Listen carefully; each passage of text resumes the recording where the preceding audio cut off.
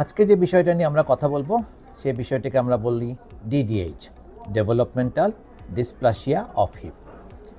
এটা একটা জন্মগত ত্রুটির মতোই আচরণ করে। বাচ্চাটা জন্মানোর সময়ই তার কোমরে যে হিপ জয়েন্ট যেটা আছে এটা ডিসলোকেটেড থাকে, যে জায়গায় তার হাড়টা থাকার কথা ছিল সেটা জয়েন্ট থেকে বাইরে বের হয়ে থাকে। মায়ের পেটের ভিতরে থাকা অবস্থাতেই এই ঘটনাটা ঘটে যায়। এটা হওয়ার জন্য তেমন কোনো নির্দিষ্ট কারণ এখন পর্যন্ত জানা নাই, তবে কয়েকটি বিষয়কে সন্দেহের তালিকায় রাখা যায়।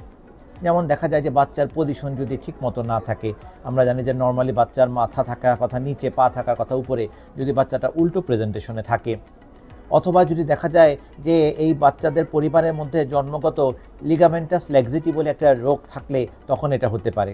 লিগামেন্টাস ল্যাক্সিটিতে কি হয়, বডির সমস্ত জয়েন্টগুলা অস্বাভাবিক পরিমাণে নড়াচড়া করতে পারে। যেমন দেখুন আমাদের আঙ্গুলটা এর বাইরে কিন্তু আর ধাক্কা দিলেও আমরা নিতে পারি না, কিন্তু আপনারা অনেককেই দেখবেন এই আঙ্গুলটাকে ধাক্কা দিলে এই পর্যন্ত চলে আসে।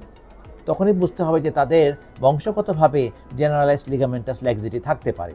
ওই বংশের মধ্যেও এই ডিডিএইচ হওয়ার সম্ভাবনা তখন বেড়ে যায়। কিছু হরমোনাল কারণও পাওয়া যায়। জন্মে বাচ্চা যখন পেটের ভেতরের দিকে প্রায় বের হয়ে আসার জন্য রেডি, 10 মাস 10 দিনের কাছাকাছি চলে আসে, তখন দেখা যায় যে বাচ্চার মায়ের শরীর থেকে রিল্যাক্সেন নামে একটি হরমোন রিলিজ হয়। এই রিল্যাক্সেন হরমোন বাচ্চার মার সমস্ত জয়েন্টগুলোকে একটু লুজ করতে থাকে যাতে নর্মাল ডেলিভারি সম্ভব হয়। এই হরমোনটা শুধুমাত্র মহিলাদের উপরেই কাজ করে, ফলে একটা মার পেটের ভিতরে বাচ্চাটা যদি মেয়ে সন্তান হয় তখন এই একই হরমোন ওই বাচ্চার উপরেও কাজ করে বসলে তখন বাচ্চার জয়েন্টগুলাও মায়ের পেটের ভিতরেই এতটাই লুজ হয়ে যায় যে কোমরের এই জয়েন্টটা অনেক সময় তখন বাইরে বের হয়ে যায়। এরকম আরও কিছু কারণে এই ডিডিএসটা হতে পারে। ডিডিএসকে আমরা পুরোপুরি যদি আলাদাভাবে নাম ধরে বলতে চাই তাহলে এটাকে বলা হয় developmental dysplasia of hip joint. জয়েন্টটা আইদার ঠিক মতো তৈরি হয় না, অথবা তৈরি হলেও এটা ঠিকমতো পরবর্তীতে ভালোর দিকে যেতে পারে না, ডেভেলপ করতে পারে না, সেই থেকে এই রোগটার নামকরণ করা হয়। কিভাবে আমরা বুঝতে পারবো যে এই বাচ্চার বা একটা বাচ্চার ডিডিএইচ আছে? এটা প্রথম দিকে বোঝা খুব কঠিন। খুব সচেতন মা থাকলে তারা কয়েকটা বিষয় খেয়াল করে দেখতে পারে যে বাচ্চাটা হাত পা নড়াচড়া সবই ঠিক আছে, কিন্তু বাচ্চার যখন পেরিনিয়াল হাইজিন মেনটেন করতে হয়, বাচ্চারা পায়খানা প্রস্রাব যখন পরিষ্কার করতে হয় মাকে, তখন বেশিরভাগ সময় বাচ্চার মারা এই পা দুটোকে পুরোপুরি ব্যাঙের মতো দুপাশে ফাঁক করে তারপরে এই কাজটি করেন। কিন্তু অনেক সময় বাচ্চার মারা খেয়াল করেন যে তার বাচ্চার একটা পা স্বাভাবিকভাবে কাত করে পুরোপুরি মাটির সাথে মিশিয়ে ফেলা গেলেও আরেকটা পা দেখা যাচ্ছে ওইটার মতো অতটা ফাঁক হয় না, কোথায় যেন বাঁধে। এইটা অনেক মাই ডিটেক্ট করতে পারেন, এবং ডিটেক্ট করে ওই সময় যদি আমাদের কাছে নিয়ে আসে তাহলে আমরা তখন পরীক্ষা নিরীক্ষা করে আমরা হয়তো আন্দাজ করতে পারি যে এটা একটা ডেভেলপমেন্টাল ডিসপ্লাসিয়ার বাচ্চা হতেও পারে। বাট বেশিরভাগ সময় এটা সম্ভব হয় না। বাচ্চারা যখন হাঁটা শুরু করে, হাঁটার সময় প্রথম অ্যাবনর্মালিটিগুলো চোখে পড়ে।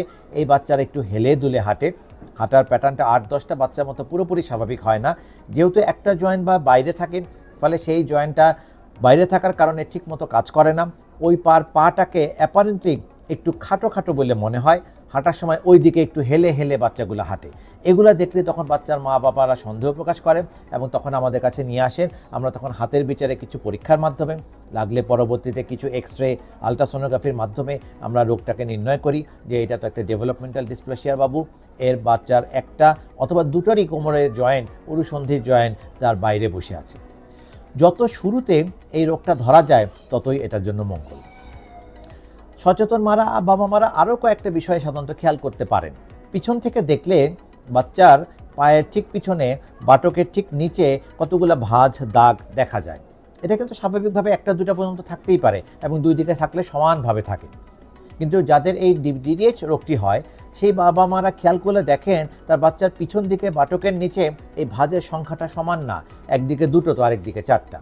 এটাও দেখলেও অনেকে এরকম সন্দেহ প্রকাশ করতে পারে যে সামথিং ইজ রং। তখন তারা আমাদের কাছে নিয়ে আসলেও আমরা পরীক্ষা করে দেখে বোঝার চেষ্টা করতে পারি যে এটা ডেভেলপমেন্টাল ডিসপ্লাসিয়া কিনা। পরীক্ষা নিরীক্ষার মাধ্যমে যখন এই রোগটা আমরা পুরোপুরি নিশ্চিত করতে পারি, ছোট বাচ্চাদের জন্য আমাদের সাধারণত হাতের বিচারে পরীক্ষার উপরে বেশি ভরসা করতে হয়। এত ছোট বাচ্চার এক্সরেতে তেমন কিছু ধরা বেশিরভাগ সময় খুব কঠিন হয়ে যায়, বাট অসম্ভব না। কিছু কিছু ক্ষেত্রে আলট্রাসোনোগ্রাফির মাধ্যমেও এই রোগটা নির্ণয় করা যায়। নির্ণয় করা গেলে আমরা দ্রুত এই রোগের চিকিৎসা শুরু করি। এই বাচ্চাটা যদি অল্প বয়সে আসে, 1 মাস বয়স বা 6 মাসের মধ্যে আসে, তাহলে আমরা পাবলিক হার্নেস ব্যবহার করি। এটা একটা ছোট যন্ত্রের মতো, স্ট্র্যাপের মতো, যেই বাচ্চাটার পাটাকে তারা নির্দিষ্ট পজিশনে ধরে রাখে যাতে জয়েন্টটা আস্তে আস্তে ভিতরে ঢুকে যায়। যদি 6 মাস থেকে 18 মাসের মধ্যে আসে তাহলে আমরা বাচ্চাটাকে প্রথমে অজ্ঞান করে নির্দিষ্ট কিছু পদ্ধতির মাধ্যমে না কেটে জয়েন্টটাকে ভিতরে ঢুকিয়ে দিই। এরপর কোমর থেকে পায়ের পাতা পর্যন্ত একটা প্লাস্টার ব্যবহার করি যেটার নাম হচ্ছে হিপস্পাইকা, এবং এই হিপস্পাইকাটা 1.5 থেকে 3 মাস পর্যন্ত রাখা হলে এই জয়েন্টটা আবার তখন জায়গা মতো বসে পড়ে। কোনো কারণে যদি এটা ফেল করে অথবা বাচ্চা যদি 18 মাসের পরে আসে তাহলে বেশিরভাগ ক্ষেত্রে কেটে অপারেশনের মাধ্যমে জয়েন্টের কাছে যেয়ে এটাকে ভিতরে বসিয়ে তারপরে আবার হিপস্পাইকারটা দিতে হয়, আবারও 1.5 থেকে 3 মাসে হিপস্পাইকারটা রাখতে হয়, তাহলে এই জয়েন্টটা তখন পুরোপুরি বসে পড়ে। কিন্তু যদি 18-24 মাসেরও পরে আসে বা আরও দেরিতে আসে তাহলে এই অপারেশনটা আরও জটিল প্রক্রিয়া ধারণ করে। শুধু অল্প কেটে এটা তখন আর করা যায় না, আরও কিছু জটিল সার্জারি প্রক্রিয়ার মাধ্যমে এটাকে তখন বসানোর ব্যবস্থা করতে হয়। যত দেরিতে এই বাচ্চার চিকিৎসা শুরু হয় তত এটার রেজাল্ট খারাপ হতে শুরু করে, পুরোপুরি ভালো হতে চায় না, বাচ্চারা ঠিকমতো হাঁটতেও পারে না, প্রবলেম দিনকে দিন কমার বদলে বাড়তেই থাকে।